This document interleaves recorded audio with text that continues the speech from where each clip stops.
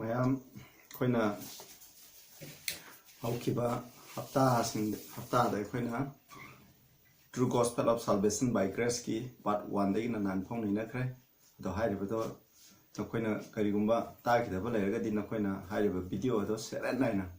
1 2 3 4 the mai share nai na mathang manau nai na no daw ga yeng view maduna na khoi gi punsi da soidana shona bot pi boy gani hai riba sing adu gi matu ni na koina induna sat pa ta ga di sinausa adu ngasiikoina anoba topic ama koina na se koi asang ma Christian ama oina ai koina kari sinda chaga da ke habse masigi maramda naina se ai ahan bada text ama khak pajara ke First Peter 2 gi 9:8 pajara ke but ye are a chosen generation a royal priesthood koi chi ishona khandro khaba jat amani jati amani generation amani a royal priesthood aduga ishworgi hadi ningthaugi oiba habadi haiba inbagi purohit kisa purohit oiba aduni a holy nation asengba jati a peculiar people mayam dagi top tonganba mi kanup amni jati amni that kaigidamano haitadi yet we should seek for the praises of him who has called us out of darkness into his marvelous light market sukmati ngakraba mangal aduda amambadagi adugma mangal adu puthopiraba mahagado adu bu thagatpa ngamningai gi thama ishona ikhoije ma ki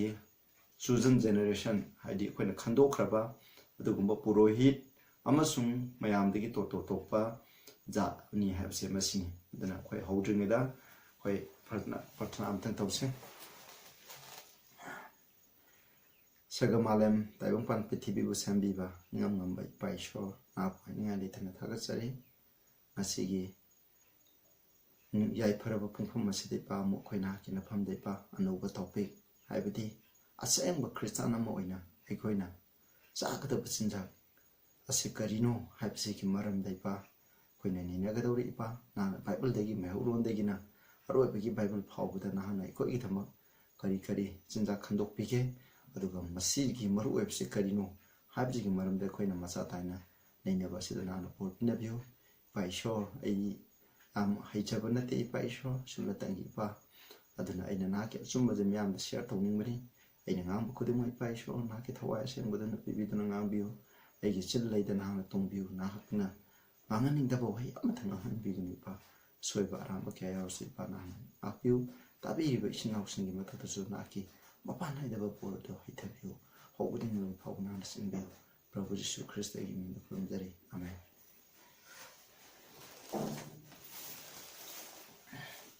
koi hairiba topic asisu koina yamdaru da part 1 natraga part 2 bhauti koina satkane ana khale maramdi masigi topic se yam maroi sinja khaibse kwatiki maroi ba ekhoi mi be ki punsida kwatiki maroi ba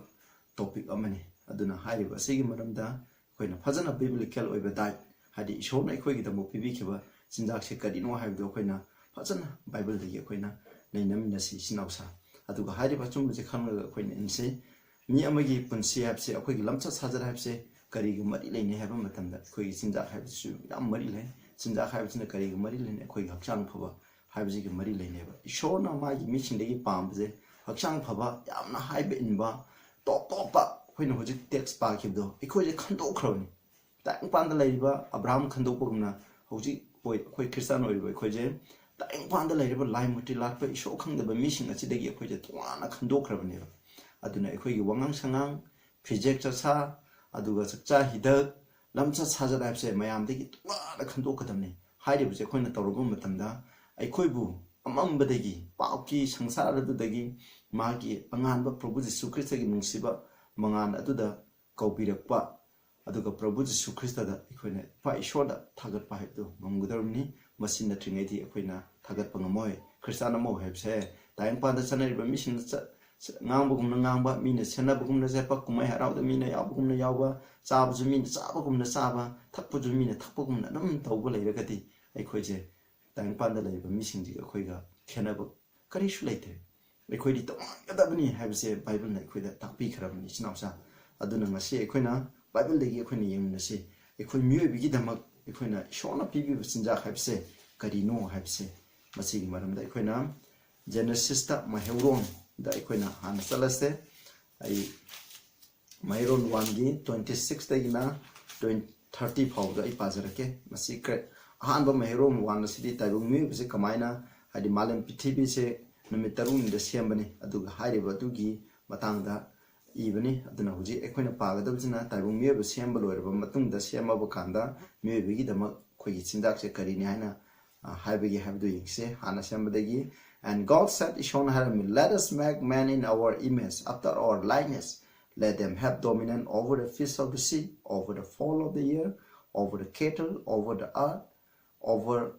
every creeping thing that creepeth upon the earth. Shon Hai. Aikoi mi shamrasi hamni. Kana isakam aikoi ke manana mitamase shamrasi makoina akoina prithibi da leriba sa usek samudra da leriba haidi thawai pambasi bu kudumaki matakta makoina pansinu na basi verse 26 na haire sasanda. Verse 27, so maramadana God created man in his own image. Haidi ma isho matsamaki saktamda akoi basambiki in the image of God created he him, male and female. Created he them. Aduna nupa nupi habse ishorgi saktamda ishorgi mitam lorga ishorga lamsat manana sambi bani habse the Bible make chingari image habgi hatadi kaino habu matamda saktam magi mitam habni maga ekoigi miwe bigi saktam habziga ishorgi saktam habgi samani duga amana magi mutrida habgi arthadi image habgi arthadi kaino ishorga ekoigi lamsat manana sambi bani habse masigi Bible na ire. Aduga verse 20 ga aita God blessed them Ishon mukhu bol pyramid and God said Ishon asumna high unto them be fruitful and multiply and replenish the earth, subdue it and have dominion over the sea and over the fall of the year, over every living thing that moveth upon the earth. Aduna khoi je mahi yalo aduna na khoi dara sando aduga taingpan punamuk che na khoi na thallo aduna muk sa sal laidibu use waya laidiba thawai pama jibu khuri mukhi matakana khoina palo haimne aduga verse 29 amu yang sin basi amroi bane. And God said Shona haiki, behold I have given you every herb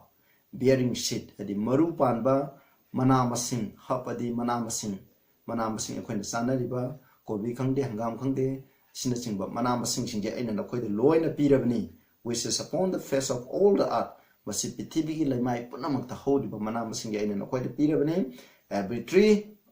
upami kudima, in the which is the fruit of a tree yielding seed. Aduba haida upami to karamba upami, madu the mahiyanba, haidi masagi, dara sandoniagi, maru yawa, duma mahiyanba, fruit mahishin ado, nakoi the pirabni hai. To you, haida say, it shall be for meat, nakoi chinda, or guinea, meat have the when the chinda have. Aduna shona equated PB second or sembi bamatanda, manamasing. Aduga wahi se ishona sambi aduga tayang panda ishona habse masina khoigi chindak ki damak sambi bani habi aduga maru aina if adam da piba chindak che karino ha kana mukoi Eden garden da lairinge matam da mukoi mana masing mukoi sade mukoi na sab se karino khoina khangi badudi wahi khaktang charaga mukoi ingami Eden garden ge mai da horiba ahing bagi upambi adugi mahi tree of life adudagi mukoi mahi charaga hingambani. Masinis daida mu a verse 30 damu pazarke to every beast of the earth pithibi da laiba sa khudema to every fall of the year utsek atiada paribu usek sing to everything that creepeth upon the earth mabungna sitlaga saliba pithibi laimai saliba sing wherein there is life hadi ahing ba laiba khudema aduda I have given every green herb for meat. Aduna asangba mana masing je makoi gi chinjak ki dang pibiramni and it was so adu asumno irami han sinaw sa khoina khange masi khoina tayang panda prithibi da pap sang ringi mamang da kaidorang ham matamda prithibi da laiba sa use jiba pam khuding mukse nga khangde laiba mabung na sila satpa de sa use laiba khuding mukse khoi gi chinjak che kari oirami haiba matamda asangba mana masing oena Bible mahekshen hai aduga ekhoi gi damak ta ju sindak che karino ekhoi ta bung miye ba ekhoi khang shon ekhoi gi song sata loina ekhoi gi hakchang da darka leba calcium mineral water vitamin hai re basing che oina ma shon ekhoi gi dharka lebi khange koi hakchang chagar pada kari sangni protein change koi gi pangan piningai kari sangi carbohydrate sangi habje ishona loina khange adu hairi busingdo koi gi nomagi dharka lebi chang koina chang suk chagani si dharka le habje ishona loina khange adu hairi bu khangbagi matungina hairi bu mana masing haibis loin phange madugi da ishona bibi bani hai aduga koina sida khangba yai if adamna pap tawdrini mamandri makoi uhe khak charaga hingammeba ado koina question ama hangbe aikoi jo hoji tang panda leiba aikoi je koi khatang charaga koi hoji hingba ngamgadra koina hangbe yai aina khumjage madudi hoji akoina uhe khatang fruit khatang charaga koina hingba yaro maramdi karigino haiba matamda if adamna hingai matamdi makoi di tree of life tegi ahing bagi uhe edo sai sabuduna maram moiduna haireba uhe sida akhoi gi hakchangbu hinganingai gi sustain tawningai oiba nutrient hadi chinjak ki machi oiba machak singdo loina suna yaweba aduna hairiba aduna maram moiduna kaidoi makoina hingba ngamambani adugo akhoi di uhe khatang charaga hingba ngamoi maramdi akhoi thabak sudaba yade aduga akhoi di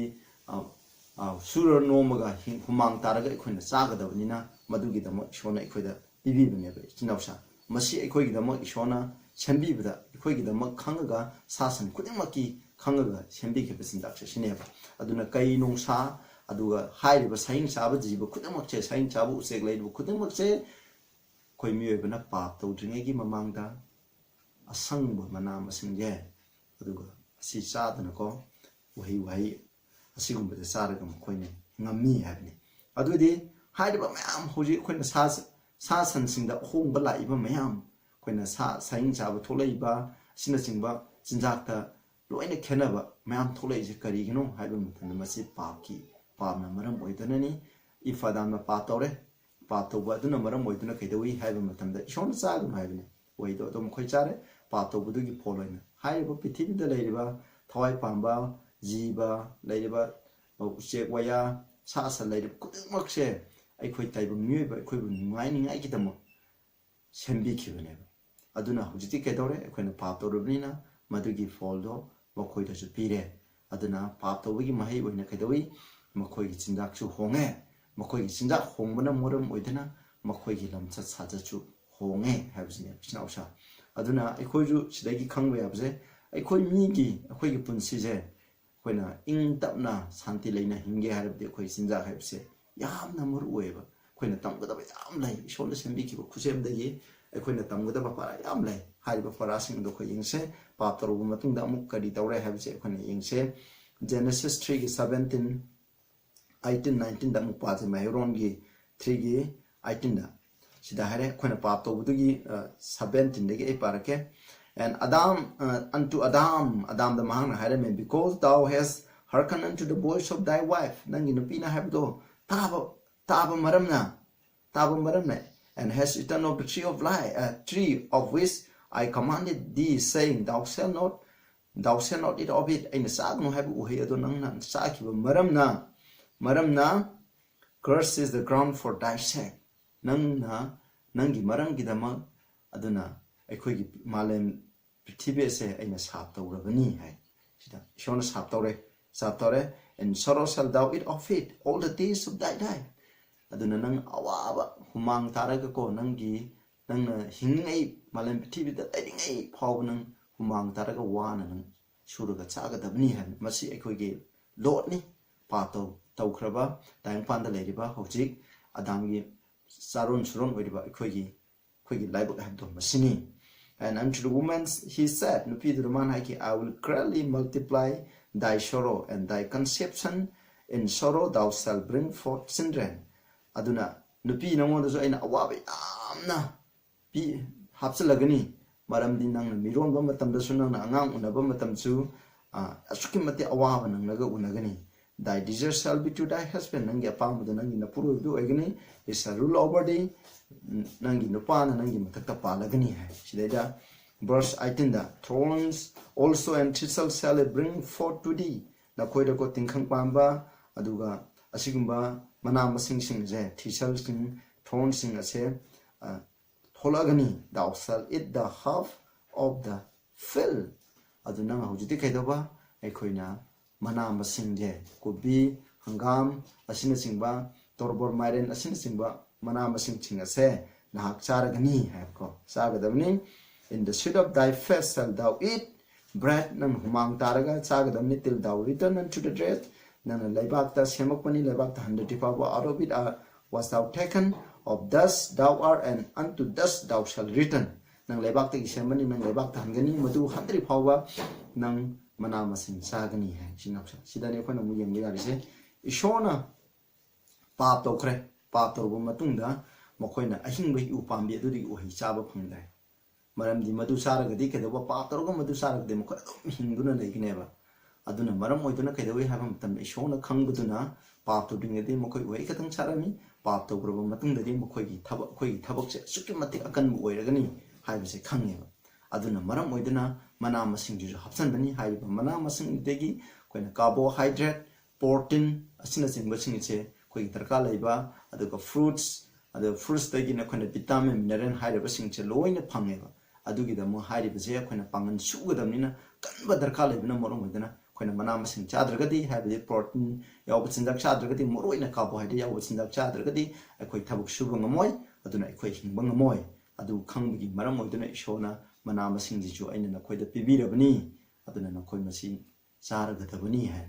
adudagi hona ifadamna mana masing je saduna wai mana masing je pun saduna mukhoi lerame aduna mukhoi hakchang pharame sini adugi matungda mukhoina yengse sa bi ayabse karamba kanda ishona hanbu ina permission habsi karamba matamda pige haba matamda khoi amu yengse koina Genesis koina 6 ki 1920 da khuni yengse ising isaugi mamang dadi taibang myoi amatana ishona ko sa ba yai habsi ki permission amta phangde adu bo khoina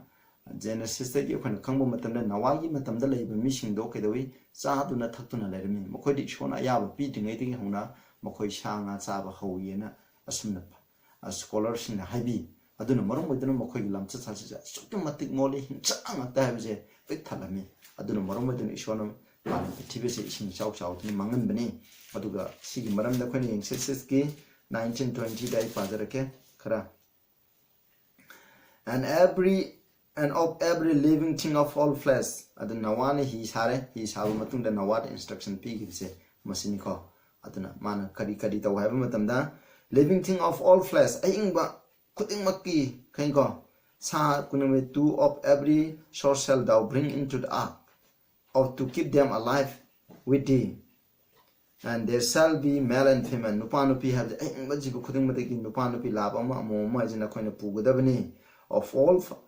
after their kind of cattle after their kind uchek aduga sasan sing mokhoi gi manaba singdu jasing of every creeping thing of the earth after his kind two of every sort shall come unto thee to keep them alive mokhoi ji hingai dama khoina lawgadabani hai sidaida sumna sidagi haiba matamdu sidaida khoina khange duga verse 21 that thou and take thou unto thee of all food that is eaten thou shall gather it to thee it shall be for food for thee and for them aduna masina nakhoi gidama oigadabani haibani sida hare aduna sidaida ishona haibji kaino kanda khoina sidagi ishona asengba amasung sengdaba saibase masidagi ishona khaireba khone yengsi ko mu Genesis 2 da yung pa shona habse laba amaga amum amagadi soidana khoina loina lawgadabni makhoi sindak tu khomjal baimi ising sauna maramdi malam pithibhe se ising sauna mahalagni hamni amu yengsi ko karam ba sa makhal singdo kya lawi have do khone yengse 2 da 7 ki 2 da of every clean beings thou shalt take unto thee by 7 the male and the female and of beasts that are not clean by 2 male and his female and sida shona make change aseng ba amusung seng da ba sai ba se ising isau gi mamang de gi ishona khai do khare mebna pap to dingi mamang de sa khude mulo in seng da ba ha kari shulai the maram de moi loi na pi chai adu bu pap to grob matung de ke da wi ha ba matam da sa sing ji amata mokhoi gi jinja khai do re jinja khai do khudu maram mo de jinja ki matung na sa sing makhal khai do re makhal khai do khudu maram chinum khoi amang ba seng ba na ishona khai do khare adu sida hai aseng ba sa ma khai gi na lab tare amum tare seng da bagi wagna laba ma amuma mokhoi di jura hinga bagi khatang mokhoi ani khak lawgadabani na hai aduga I9 da mu yengse and of the clean beasts of the beasts that are not clean, of fall and of everything that creepeth upon the earth, there went into unto Noah into the ark, male and female, as God had commanded Noah. Aduna Noah na haibigi matungina mukoje jura jura sangam mi haiko. Sengbana taret laba taret amom taret sengdabana laba ama amom asamaina mukoje sangam mi haina asumna haiko. Aduga mu yangsi ising isau loigre matungda aikoina hangba ya aikoina question ama hangbadi yaigo. Hangba ya karigidama ishona ising isau ki mamangda aseng basa harigana tare laba tare amom tare lauriba aduga sengdabo ergana laba amom lauri karigino haina koina maram hangba ya ko masi karigidamak no habde koina makhatana koina nainase koina muyangse ai mukparaga harike aduga ising isau loire matungda hek I-20 da ko kangphan kanglaba matungda nawana kaide we have matamda yangchi nawa builded an altar unto the Lord, took of the every clean beast and of every clean fowl, offer burnt offering on the altar. Nawana aseng basa aduga aseng bu usek adu makoina lauraga burnt offering adi mai tharaga altar ama same tulsi haitare tulsi bong adugumba haitare adugumba ama same aduga maduda sacrifice to me sinausa aduna sidagi koina khange aseng basa lauri se kari gino haiba matamda masina ishoda sacrifice to me ngaidamu ishoda bali wena katningai gidama ira por oina katningai gidama masi aseng basa se ishona lobneba aduga aseng basa je sigi loire matangda pithibi je loina isingna tumna loina mangkre mana masing adu ada lairibu kudam mas loina mangkre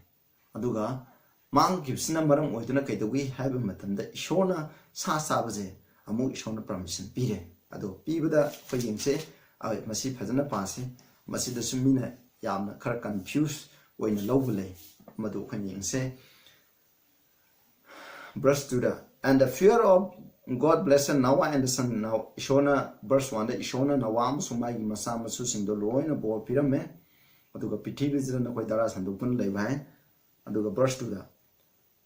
and the fear of you and the dread of you shall be upon every fish and beast of the earth aduna upon every fall of the year upon all that moveth upon the earth upon all the fishes of the sea into your hands are they deliver sina have the keno when samudra da leriba nga sing kangphan da leriba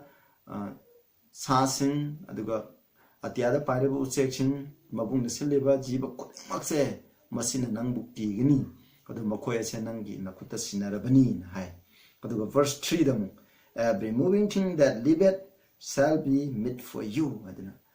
aduna ahingba jiba khudimokse nangi chinjak oigini hai masi mi yam loi aduna khudimokse koina sa khangde leiriba tangpan da leiba khudimokse koina sa singge loina sabiya ena haiba masi context se koina yingadamne aduga makha jamu yingdi even as the green half I have given you all things. Hengo aina asangba manam sing na koida chaw aina piba gumna haibni ko sida haije asangba manam sing chaw na piba gumna aina ahingba sa sing ahingba jiba sing ase chaw haibni aduna sida haibdi loin sa loi cha yare sing sinam sa adu khani yengse ayamu question ama hamjegi ko mayam da logic oigedaba khara khantha ba dang pan da horiba mana masing khudi mukse khoin loi sa ba ha bai de apik pa ko khoin mana masing oina pithibi da horiba khudi mukse oin sa ba bra aina hangni bisnaw sin pa to ding wan de sa ba pa to gum matung de mana masing de loin khai de den khan kha ba hu chen ba le aduna khoin mana masing da loin shong saw hai re na khoina ganja sabya de hu pam sabya de khoina kari rumosing hu pamba pambi khoina sara de khoi shi masi sabya de khoi khang de ji khoina asangbo mana masing ha jire kaino khoi hakchang pha ba khoi bu nourishing oi geda ba hakchang phana thangada ba anai yauduna thangada ba mana masing sing ado sa sabya aduga adumai to duna hingba khuding ma ha je kaino khanda asengba sa singdo adu khakani shon sabya asengba sa usek aduga asengba tin khoina kaujeng khangde asina singbo singje khoina masi shon sabya habje machine ba sa ba ya du ji adu ko khoi na mu question na mu hang ba ya na hai ki do kari da mo aseng ba sa sing jina la ba tare amom tare lo ri ji kari ki atai jim jina jura la ba ma amom khak tung lo ba seng da ba ma khai ha ri jing de kari no ha je phani khang je maram di la ba tare amom tare lo ki a thati ke no khara amane khoi gi jinja oi gani khara amane show da khat ke ne ba adu gi da mo khoi ne henga adu ga kari kuma seng da ba sing aduna la ba ma mo mo oi ri do kari no ha tare mo khoi sa ba ya de ha ni sin sa masi de maram di la ba ga amom ga ani du mang da la ba na tra ga amom do khoi na sa ba ta ra ga di ma gi dara do pithibi do le ra roi ba mut khara ga ne ba adu gi da mak ta ne show na mo khoi bu mut ta ni ngai gi da mak la ba ama ga amom ama ga ti lo da ba ya de ha je aduna masi sa ba ya de ha je masi de ge khoi na i ra ya ne khang ne ba hai di la ba ama amom ama ha di la ba do sa thok re ma gi dara le ra roi pithibi da hui ha ba ja se le ra roi khoi na sing da ba sa ni adu masi gi 아장이 마담들을 사토크라디 그러고 나트라가 아토파 사행 잡으신 사싱이 머럭들 사행 잡을 레비니 아들 뭐 코이나 무차 그래도 가만히 동 어dunna 레이러로에 마두기다 뭐 이쇼나 하이브니코 이쇼나 셈바니 마세 어dunna 아힘바 시다 지바 쿠디막 하이브지다 코이나 강가도 우직거리노 하이브 마탄 every moving thing 하면 칼리제 every clean moving thing 하면 이쇼나 챈도크라바 시행이 하이바 아두 아힘바 지바 쿠디막도 아두 사거다니 하브제 masi yamna mek senge aduga mu verse 4 da hai but flesh with the life thereof which is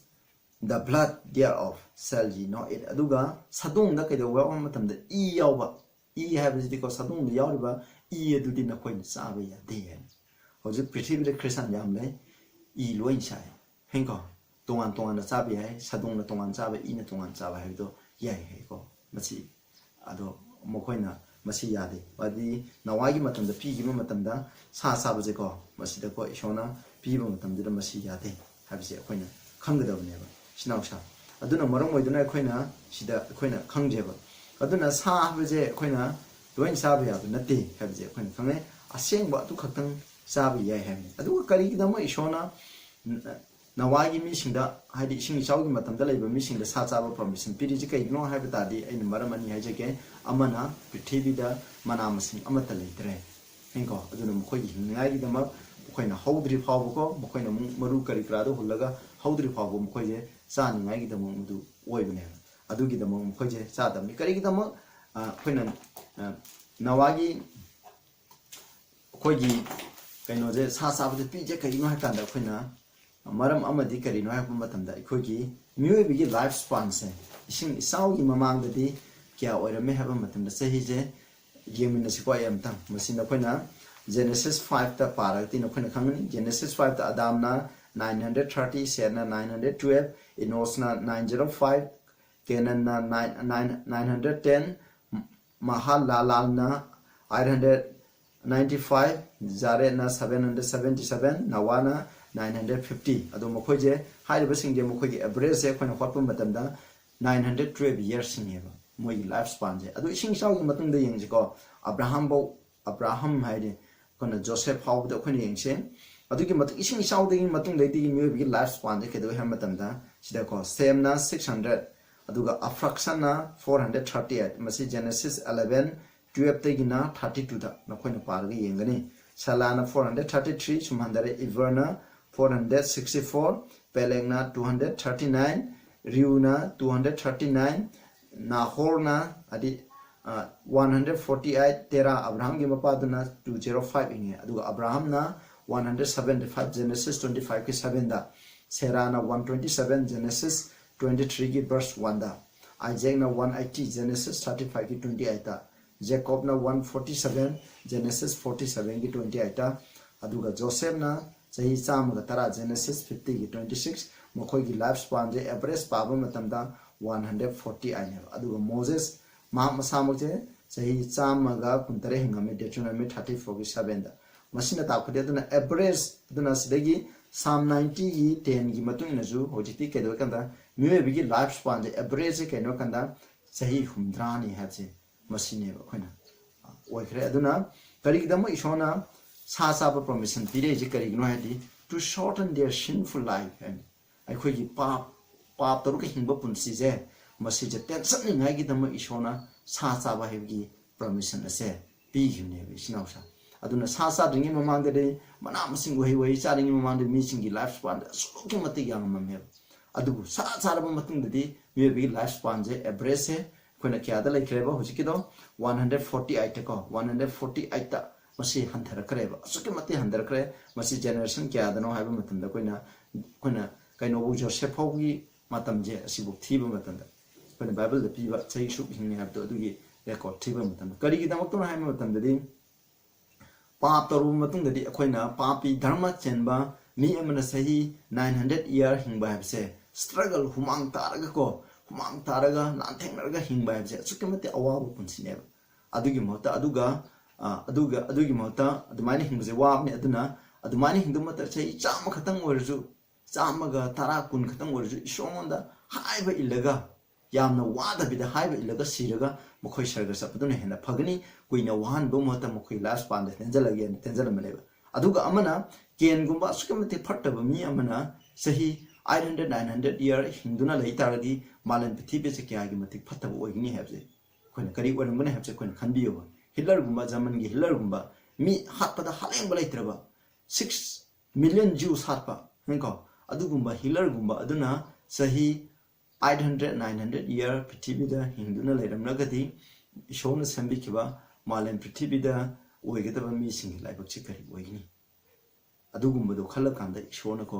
ꯃꯤꯑꯣꯏꯕꯒꯤ life ꯁ꯭ꯄꯥꯟꯁꯦ ꯇꯦꯟꯍꯟꯗꯕ ꯌꯥꯗ꯭ꯔꯦ ꯍꯥꯏꯕꯒꯤꯗꯃꯛ ꯏꯁꯣꯔꯅ ꯁꯥ ꯆꯥꯕꯅꯦ ꯁꯥ ꯆꯥꯕ ꯄꯤꯖꯕꯅꯤ ꯁꯥ ꯆꯥꯕ ꯍꯥꯏꯕꯁꯤꯗꯤ ꯀꯔꯤꯒꯤꯅꯣ ꯂꯥꯏꯐ ꯁ꯭ꯄꯥꯟ ꯇꯦꯜꯂꯤꯁꯦ ꯀꯩꯅꯣ ꯁꯥꯗ ꯌꯥꯎꯔꯤꯕ ꯄ꯭ꯔꯣꯇꯤꯟ ꯑꯁꯤꯅ ꯑꯩꯈꯣꯏ ꯃꯤꯑꯣꯏꯕꯁꯦ ꯅꯠꯇ꯭ꯔꯒ ꯑꯩꯈꯣꯏ ꯊꯋꯥꯏ ꯄꯥꯟꯕ ꯖꯤꯕꯁꯤꯡ ꯁꯥꯕꯨ ꯆꯥꯔꯤꯕ ꯊꯋꯥꯏ ꯄꯥꯟꯕ ꯖꯤꯕꯁꯤꯡꯁꯦ ꯌꯥꯎꯔꯤꯕ ꯄ꯭ꯔꯣꯇꯤꯟ ꯑꯁꯤꯅ ꯑꯩꯈꯣꯏꯁꯦ ꯑꯁꯨꯛꯀꯤ ꯃꯇꯤꯛ ꯊꯨꯅ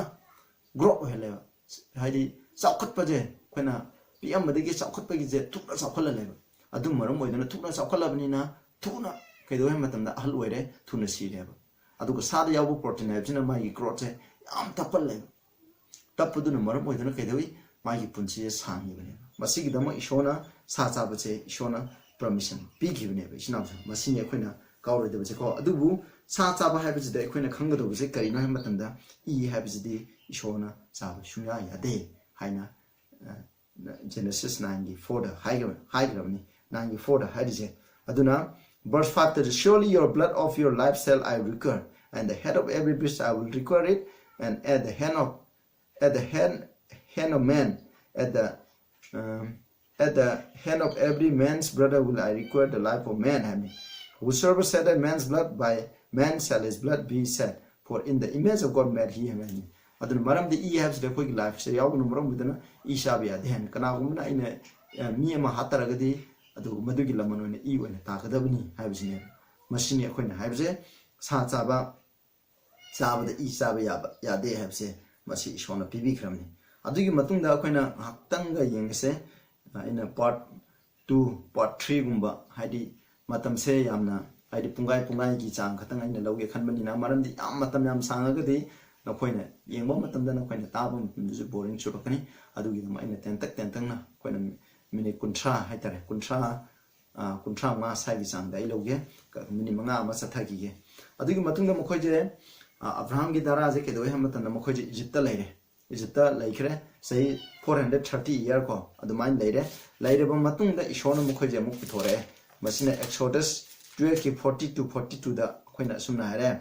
and now the sojourning of the children of Israel who dwell in Egypt was 430 years. Say, Samli ge kuntra mukhoina Egypt laibido, mukhoina minai oina, mukhoina saidanaga laibido, aduni,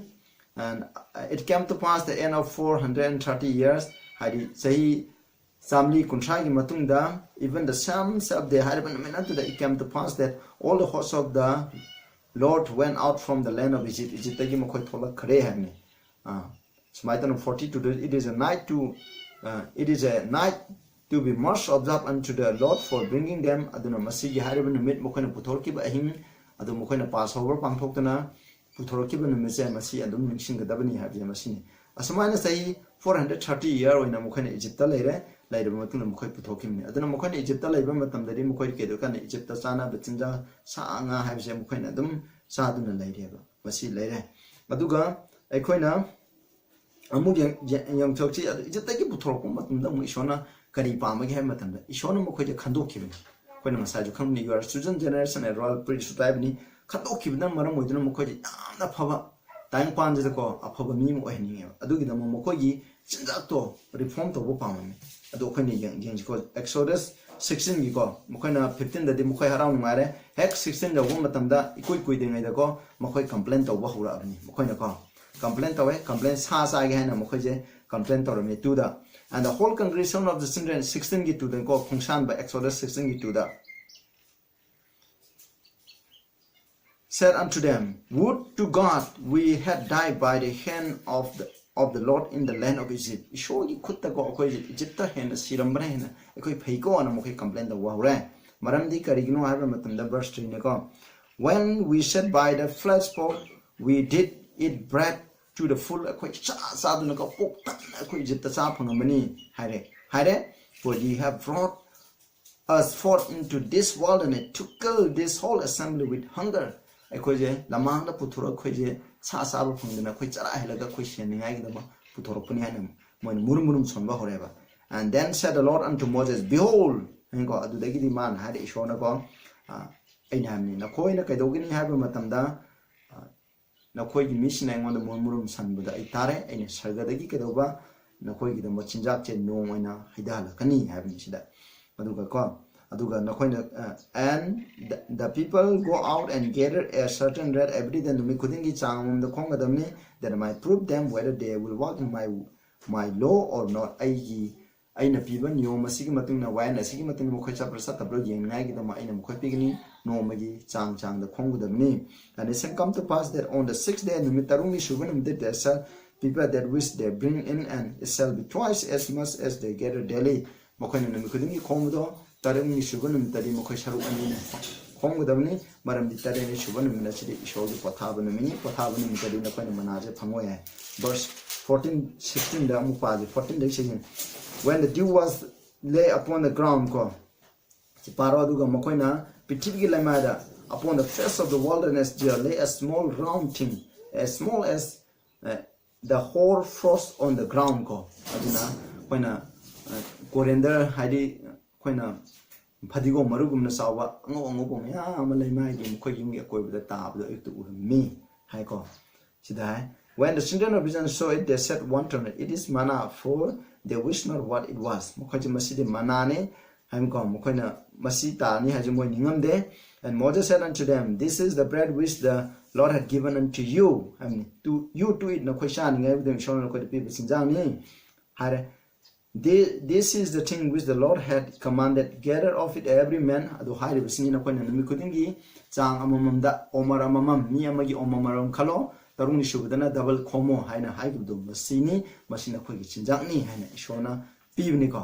aduga masina mokhoi gi ahanba oire mokhoi da ishona sa ge na haibni adubu ishona mokhoi gi phani agi dama kari pirami haibda mana haibse mokhoi ni pibirami aduga sidem ko aduga 35 ta mu mokhoi ni yengse Exodus 16:35 ta and the children of Israel did it manna 40 years until they came to a land inhabited they did in manna until hadi masina haji kanu mokhoi na kenenda